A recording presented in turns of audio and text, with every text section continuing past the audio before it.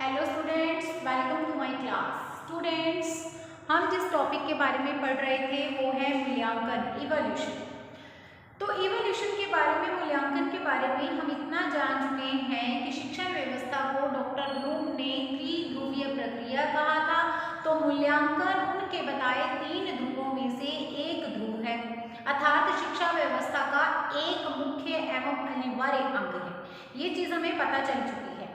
Doctor Bloom ने शिक्षण उद्देश्य, शिक्षण अधिगम अनुभव और उसके बाद मूल्यांकन की बात की थी। ये हम पढ़ चुके हैं अपनी लास्ट क्लास में। अगर वो वीडियो नहीं देखी है कॉन्सेप्ट से रिलेटेड तो आप वहाँ पे देख सकते हो, जिसमें हमने बात की थी कि सबसे पहले शिक्षण उद्देश्यों का निर्धारण किया जाता है, उसके पश्चात उसके आधार पर ही शिक्षण कराया जाता है, बच्चे अधिगम करते हैं, और उसके बाद जो तीसरा ध्रुव अर्थात जो तीसरा अनिवार्य अंग है, तीसरी बात है, वो आती है मूल्यांकन की।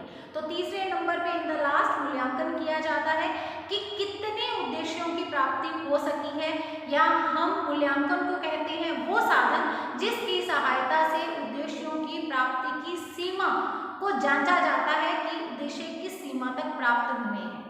ठीक है, तो ये मूल्यांकन एक साधन है।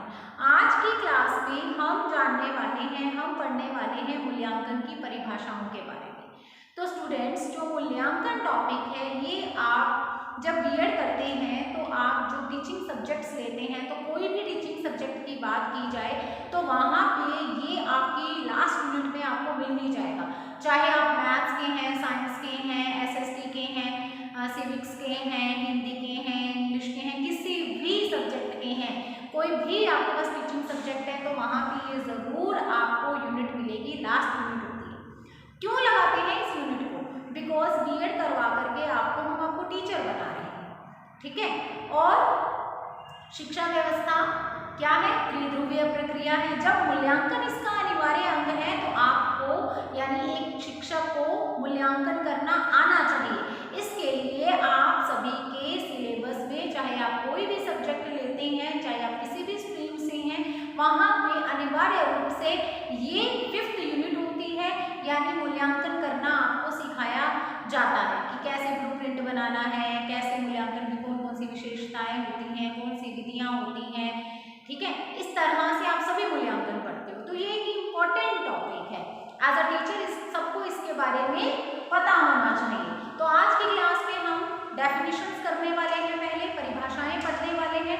आपके सामने यहाँ पे मैंने 3 डेफिनेशंस लिख रखी हैं, एक एक करके हम इनको पढ़ते हैं। ये परिभाषाएं हमारी मदद करेंगी किसमें? मूल्यांकन के कॉन्सेप्ट को और भी अच्छी तरह से समझने में।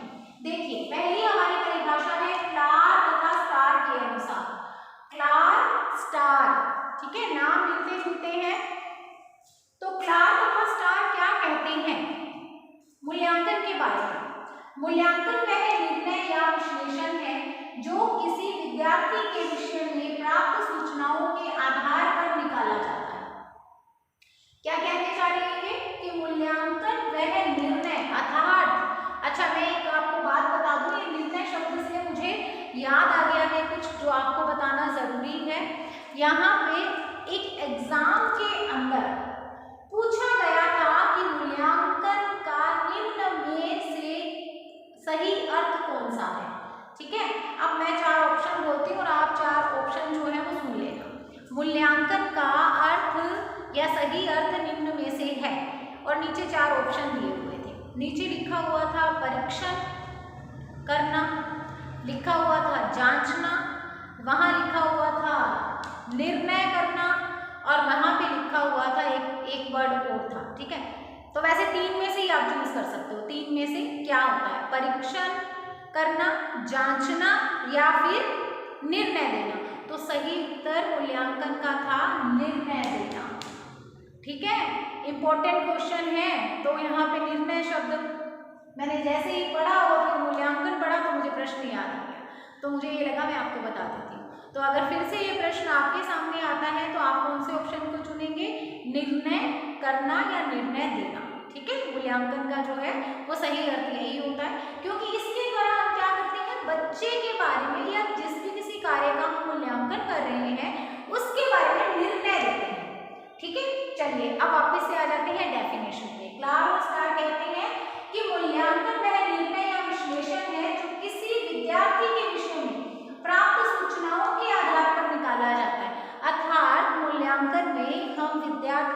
संबंध में सूचनाओं को एकत्रित करते हैं। यही चीज समझ में आ रही है कि हम क्या करते हैं, विद्यार्थी के संबंध में विभिन्न सूचनाएं एकत्रित करते हैं और उसके बाद हम बच्चे के बारे में निर्णय कर लेते हैं। ठीक है, उसके बाद देखिए दूसरी आपके सामने परिभाषा है क्वालेन तथा हन्ना के अनुसार। क्वालेन तथा हन्ना के अनुसार विद्यालय में हुए छात्रों के व्यवहार परिवर्तन के संबंध में प्रदत्तों के संकलन तथा उसकी व्याख्या करने की प्रक्रिया को मूल्यांकन कहते हैं। ठीक है, अब यहाँ पे क्वालेन तथा हन्ना क्या कहना चाहते हैं, ये कह रहे हैं कि विद्यालय में बालक के व्यवहार में, छात्र के व्यवहार में जो परिवर्तन आते हैं, ठीक है, देखो बीएड की है आपने या कर रहे हो तो आपको पता ही है अधिगम का अर्थ क्या है, व्यवहार में परिवर्तन लाना, सिखाना। शिक्षा क्यों दी जाती है या शिक्षा का लक्ष्य उद्देश्य क्या होता है, तो हमारा सीधा सा उत्तर ये आता है कि बालक के व्यवहार में परिवर्तन लाने के लिए या उसे अधिगम कराने के लिए, उसे सिखाने के लिए हम क्या करते हैं, बच्चे को सिखाते हैं या शिक्षा देते हैं, है ना, यही बात है।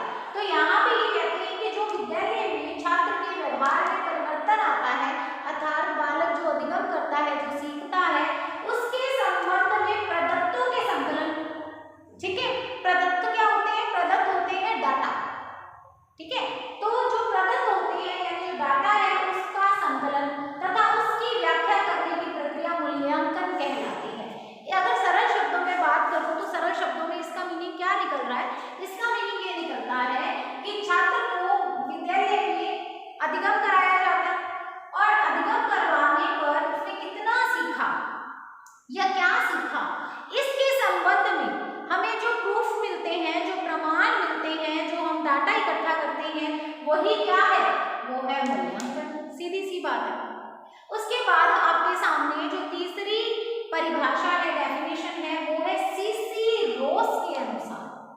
सीसी रोस के अनुसार, सीसी रोस क्या कहते हैं, मूल्यांकन का प्रयोग बच्चे के संपूर्ण व्यक्तित्व अथवा शिक्षा की समूची स्थितियों की जांच प्रक्रिया के लिए किया जाता है।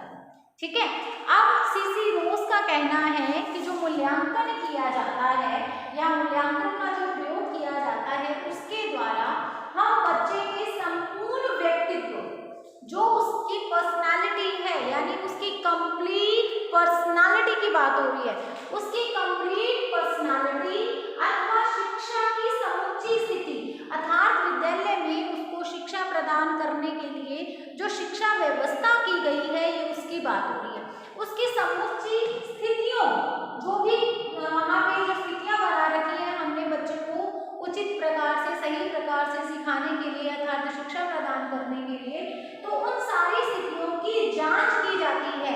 ठीक है, वो जो जांच करने की जो प्रोसेस होती है, उस प्रोसेस को नाम दिया जाता है मूल्यांकन का। कि मूल्यांकन क्यों किया जाता है, तो मूल्यांकन का प्रयोग किया जाता है बच्चे की कंप्लीट पर्सनालिटी और विद्यालय में जो उसके लिए शिक्षा की व्यवस्था की गई है, जो विद्यालय में शिक्षा की जो समूची स्थितियां हैं, उनकी जांच करने की प्रक्रिया के लिए यानी प्रोसेस के लिए किया जाता है मूल्यांकन। ठीक है, तो ये चीज ये कौन कह रहे हैं, सीसी रोस कह रहे हैं। अब ये तीन डेफिनेशन इंपॉर्टेंट है तीनों ही, और जितना भी मैं पढ़ाती हूँ ना सारा इंपॉर्टेंट ही होता है। तो यहाँ पे एक चीज तो मैंने ये दिखा दी। अब आपके सामने अगर दोबारा से यही क्वेश्चन आपकी आंखों के सामने होता है, आप अटेम्प्ट करते हो, तो अगर आप इसका सही आंसर नहीं देते ना, तो इसका मतलब हमारी ज्ञानेंद्रियां जो है वो जागृत नहीं है। क्योंकि मैंने आपको यहाँ पे उदाहरण दे दिया है कि परीक्षा में पूछा जा चुका है मूल्यांकन के बारे में, तो निर्णय देना या निर्णय करना इसका सही उत्तर होगा अगर सही अर्थ आपसे पूछा जाता है। ठीक है, तो ये तीन डेफिनेशंस हो गई हैं आपकी मूल्यांकन की, और इनसे हमें क्या है, ये तो ये नई बात जानने को मिल गई, निर्णय देने वाला।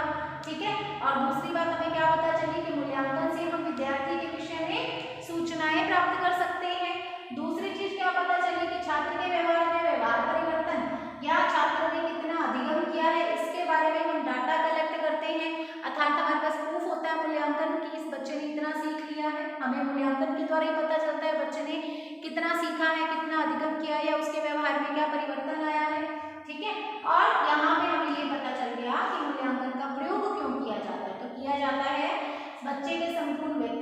और शिक्षा की समूची स्थितियों की जांच करने के लिए, ठीक है, या इसके द्वारा मूल्यांकन के द्वारा ये हो सकता है बच्चे के संपूर्ण व्यक्तित्व को जांचा जा सकता है, शिक्षा की समूची जो स्थितियां हैं उनकी जांच करना पॉसिबल है। तो ये हो गई है हमारी डेफिनेशंस ऑफ इवोल्यूशन, मूल्यांकन की परिभाषाएं। अब हम पढ़ेंगे मूल्यांकन की विशेषताएं। देखिए, मूल्यांकन की विशेषताओं की जब हम बात करते हैं तो ये 5 विशेषताएं हैं मूल्यांकन की: वस्तुनिष्ठता, विश्वसनीयता, वैधता, व्यवहारिकता और विभेदीकरण। तो स्टूडेंट्स, एक एक करके हम मूल्यांकन की प्रत्येक विशेषता के बारे में जानेंगे। सबसे पहले मैं बात कर रही हूँ आपसे वस्तुनिष्ठता। वस्तुनिष्ठता क्या होती है स्टूडेंट्स? वस्तुनिष्ठता मतलब हम 2 प्रकार की परीक्षा के बारे में जान चुके हैं, एक निबंधात्मक परीक्षा होती है, एक वस्तुनिष्ठ परीक्षा होती है, ठीक है। आप सभी ने अपने स्कूल टाइम में, कॉलेज टाइम में भी परीक्षाएं दी होंगी, तो वहाँ पे वो जो टाइप था परीक्षा का वो होता है निबंधात्मक परीक्षा, या फिर दोनों टाइप की स्कूल में परीक्षा ली जाती है। जैसे एक पहले जब मैं स्कूल में थी तब क्या होता था, न्यू टाइप होती थी एक, है ना, 20 मार्क्स की जो है वो न्यू टाइप होती थी, उसमें सारे के सारे वस्तुनिष्ठ प्रश्न होते थे, ऑब्जेक्टिव टाइप होते थे, और उसके बाद एक पेपर और मिलता था सब्जेक्टिव टाइप, उसमें हमें आंसर लिखने होते थे। यानी कि दोनों का मिक्सचर हो सकता है, या फिर आजकल जो कॉम्पिटिशन हम फाइट करते हैं तो उसमें हमें वस्तुनिष्ठ प्रकार के प्रश्न मिलते हैं। चलो, ये तो हमें क्लियर हो गया कि परीक्षा वस्तुनिष्ठ भी होती है और निबंधात्मक भी होती है। अब मूल्यांकन का एक गुण है, एक विशेषता है कि मूल्यांकन में वस्तुनिष्ठता होनी चाहिए, ठीक है। मूल्यांकन में वस्तुनिष्ठता होने से क्या मतलब है? तो स्टूडेंट्स, वस्तुनिष्ठता होने से मतलब है कि इसमें व्यक्तिगत पक्ष का कोई प्रभाव नहीं होना चाहिए। आप अगर कोई परीक्षा देते हैं तो आपके मेरी कॉपी चेक करने पर, अगर मैं आपकी कॉपी चेक करती हूँ तो जितने नंबर आपके आते हैं, वैसा ही अगर कोई और टीचर आपकी कॉपी चेक करे तो आपके उतने नंबर ही आने चाहिए, ठीक है। ये हुआ वस्तुनिष्ठ गुण, अर्थात व्यक्तिगत मेरे आपके साथ क्या संबंध है, या किसी दूसरे शिक्षक के द्वारा आपकी कॉपी चेक की जाती है, जांची जाती है, तो उसके आपके साथ क्या संबंध है, इससे कोई फर्क नहीं पड़ेगा, ठीक है। तो ये सारी चीजें किसमें आएंगी? ये उस मूल्यांकन की वस्तुनिष्ठता में आएगी, अर्थात वो मूल्यांकन कैसा मूल्यांकन है? वस्तुनिष्ठ है, यानी उसमें व्यक्तिगत प्रभाव कोई भी नहीं है। व्यक्तिगत प्रभाव यानी मैंने कॉपी चेक की वही नंबर, किसी और ने कॉपी चेक की वही नंबर, तो ये हो गया वस्तुनिष्ठता। देखिए, इसी आधार पर जो निबंधात्मक परीक्षा होती है, जिसमें आपको प्रश्न दिया जाता है, आपको एक निबंध के रूप में आंसर देना होता है, तो वहां पे व्यक्तिगतता आने की पूरी संभावना रहती है। इसी के चलते हुए सभी कॉम्पिटिशन्स, जो भी कॉम्पिटिटिव एग्जाम्स होते हैं, उनकी परीक्षा को वस्तुनिष्ठ तरीके से कराया जाता है, अर्थात वहां पे ऑब्जेक्टिव टाइप पेपर लिया जाता है, ठीक है। ऑब्जेक्टिव टाइप में क्या है? अगर आपने बी सही है, बी किया है, तभी आपको नंबर बनेंगे, ठीक है, तभी आपको नंबर मिलेंगे, अदरवाइज नहीं मिलेंगे। आपने ए किया है, सी किया है, डी किया, तो आपके नंबर कट होंगे, चाहे फिर कोई मर्जी शिक्षक चेक कर ले, लेकिन अगर आपने बी आंसर नहीं दिया है तो आपको नंबर नहीं मिल सकते ऑब्जेक्टिव टाइप एग्जाम के अंदर, है ना। लेकिन निबंधात्मक परीक्षा में ऐसा हो जाता है, व्यक्तिगतता आ जाती है। तो वस्तुनिष्ठता होना मूल्यांकन में बहुत ही जरूरी है। और वस्तुनिष्ठता होती क्या है, मैंने आपको बता दी है, इसमें व्यक्तिगत पक्षों का कोई प्रभाव नहीं होना चाहिए, यानी एक बच्चे के जितने नंबर आए किसी एक टीचर के द्वारा कॉपी जांचने के बाद, उतने ही नंबर आए अगर शिक्षक, जांचने वाला, अगर एग्जामिनर बदल जाए तब।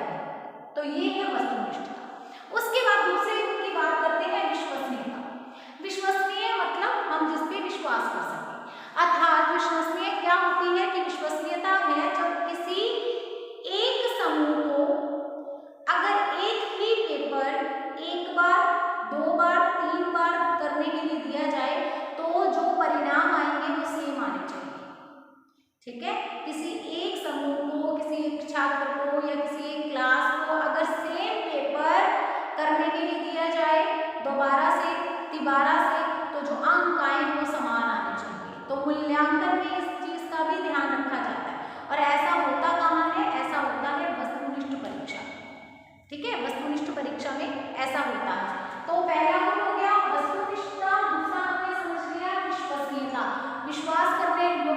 होना चाहिए। ऐसे नहीं है कि पहली बार किसी समूह को आपने जो पेपर करने के लिए दिया एग्जाम पेपर, उसमें उनके नंबर कुछ और आ रहे हैं, जब दूसरी बार दे रहे हो तो कुछ और आ रहे हैं, तीसरी बार दे रहे हो तो कुछ और आ रहे हैं। इससे क्या होगा, इससे सही तरीके से मूल्यांकन नहीं हो पाएगा। ठीक है, तो ये हो गया विश्वसनीयता, दूसरी विशेषता। उसके बाद तीसरी विशेषता है वैधता। वैध होनी चाहिए, वैलिडिटी, वैलिड होनी चाहिए। वैलिड होने का मतलब क्या होता है स्टूडेंट्स? वैलिड होने का मतलब यहाँ पे है कि पूरी तरह से जो आपने परीक्षा तैयार की है, वो जिस बच्चों के जिस गुण को चेक करने के लिए आपने तैयार की है, वो पूरी तरह से उस गुण को ही चेक करें, कहीं और ना उलझ जाए। यानी अगर आपने बालक की अभिरुचि या अभिवृत्ति को देखना है, तो जो आपकी परीक्षा होनी चाहिए वो पूरी तरह से आधारित होनी चाहिए या तो अभिवृत्ति पे या तो अभिरुचि पे। ऐसा ना हो कि वो कुछ और ही अलग टाइप की है, कहीं और ही उसका रिजल्ट निकल करके आ जाए, ऐसा नहीं होना चाहिए।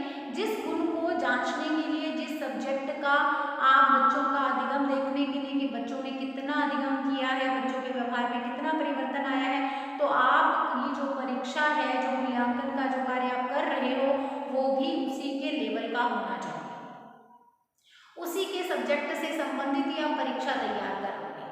ठीक है, आप उसी ही सब्जेक्ट के क्वेश्चन डालोगे।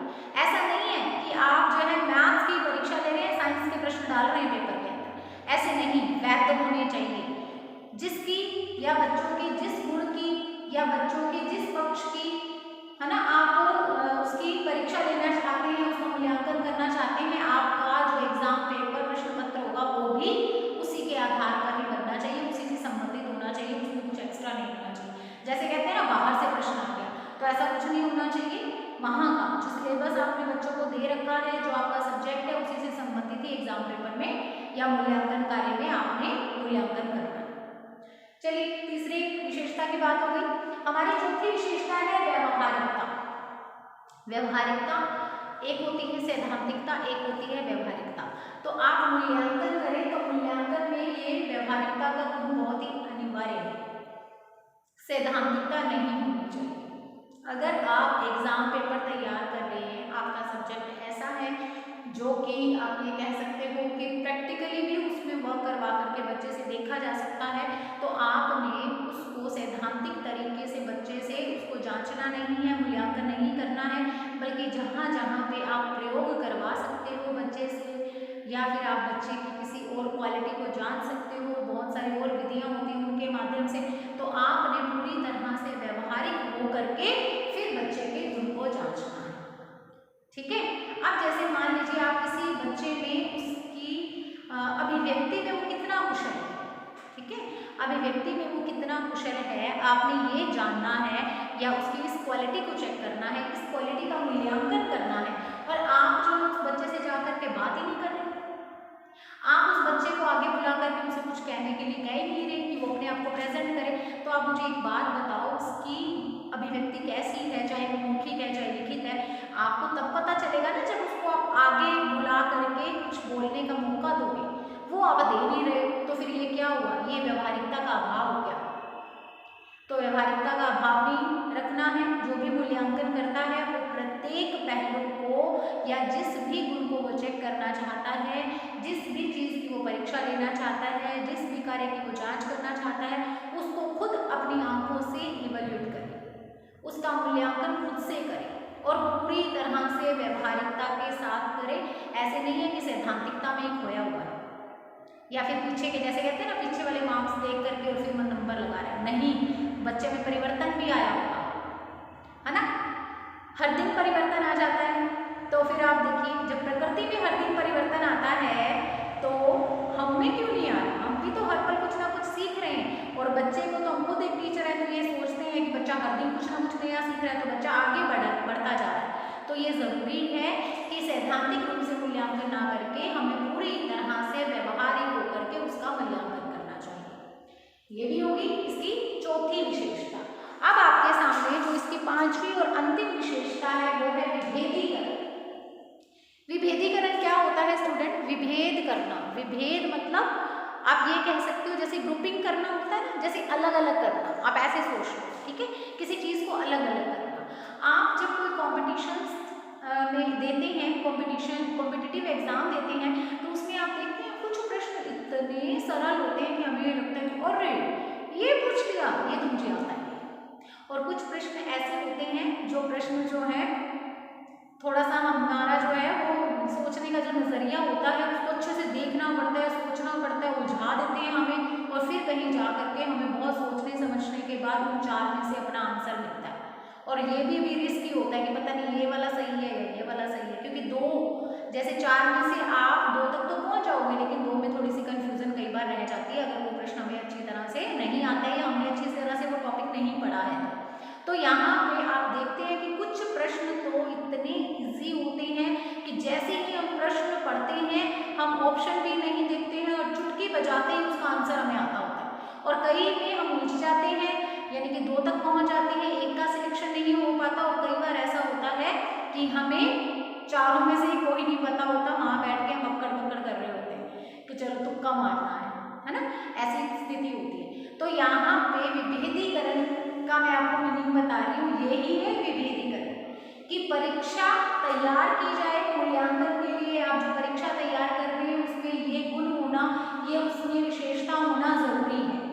क्या कि उसमें विभेदीकरण होना चाहिए, यानी वो कक्षा में क्योंकि विभिन्न प्रकार के बालक हैं, व्यक्तिगत विभिन्नता के आधार पर सबकी रुचि अलग अलग है, सबकी योग्यता सबकी क्षमता अलग अलग है, तो वो सबकी रुचि योग्यता क्षमता के आधार पर होना चाहिए। इतना टफ नहीं होना चाहिए कि उसको केवल और केवल जो मोस्ट इंटेलिजेंट ब्रिलियंट स्टूडेंट है केवल वही कर पाए और बाकी सारे एक दूसरे का मुंह देखें या फिर फेल हो जाए। और इतना आसान नहीं होना चाहिए कि सारे ही उसको कर लें, नहीं, ऐसा नहीं होना चाहिए। उसमें कैसा गुण होना चाहिए, उसमें कैसी विशेषता होनी चाहिए, तो वो होनी चाहिए विभेदीकरण की विशेषता या विभेदीकरण का गुण। ठीक है, तो इस तरह से ये 5 मुख्य विशेषताएं हैं मूल्यांकन की और बहुत ही इम्पोर्टेंट हैं। तो एक बार इनको अच्छी तरह से दिमाग में बिठा लो। वस्तुनिष्ठता, विश्वसनीयता, वैधता, व्यावहारिकता, विभेदीकरण। ठीक है, और एक एक का मीनिंग भी पता होना चाहिए, परीक्षा में पक्का आएगा। वस्तुनिष्ठता मतलब जिसमें व्यक्तिगतता ना हो, जैसे कि वस्तुनिष्ठ परीक्षा में होता है, अगर बी आंसर सही है तो चाहे कोई कॉपी चेक कर ले आपकी, अगर आपने बी टिक किया है तो कोई भी टीचर के पास कॉपी चली जाए, किसी भी टीचर के पास, उसको आपको नंबर देने ही पड़ेंगे। ठीक है, विश्वसनीयता मतलब अगर एक ही समय को एक ही परीक्षा दोबारा से करने के लिए दिए जाते हैं तो अंतर नहीं आना चाहिए मार्क्स का। ठीक है, नंबर सेम आने चाहिए। ठीक है, तो वो होगी विश्वसनीयता। वैधता, जिस गुण को जांचने के लिए मूल्यांकन किया जा रहा है, परीक्षा ली जा रही है, वो उससे संबंधित ही होनी चाहिए, उससे अलग नहीं होनी चाहिए। व्यावहारिकता, पूरी तरह से व्यावहारिकता का पालन होना चाहिए, यानी हमें बच्चे के लेवल पर जाकर के या जिस भी किसी कार्य का वस्तु का हम मूल्यांकन कर रहे हैं उसके लेवल पर जाकर के मूल्यांकन करना है, व्यावहारिक रूप से करना है, सैद्धांतिक रूप से नहीं करना। और विभेदीकरण में मैंने आपको बता दिया, सब तरह के बच्चों के लिए वो परीक्षा जो है वो फायदेमंद होनी चाहिए। केवल किसी एक प्रकार के लिए हमने परीक्षा का निर्माण नहीं करना है, ना तो केवल इंटेलिजेंट को माइंड में लेकर के चलना है और ना ही केवल स्लो लर्नर के अनुसार परीक्षा का निर्माण करना है, बल्कि वो परीक्षा जो है वो सबके अकॉर्डिंग होनी चाहिए, इसका ध्यान रखना है। ये है मूल्यांकन की विशेषता। तो स्टूडेंट्स, मूल्यांकन जो टॉपिक है उसके अंतर्गत इसके कॉन्सेप्ट को हमने जान लिया। आज की क्लास में हमने इसकी 3 डेफिनेशंस पढ़ ली हैं, जिससे हमारा जो कॉन्सेप्ट था और भी अच्छे से हमको समझ में आ गया है। और अब हमने पढ़ ली है मूल्यांकन की विशेषता।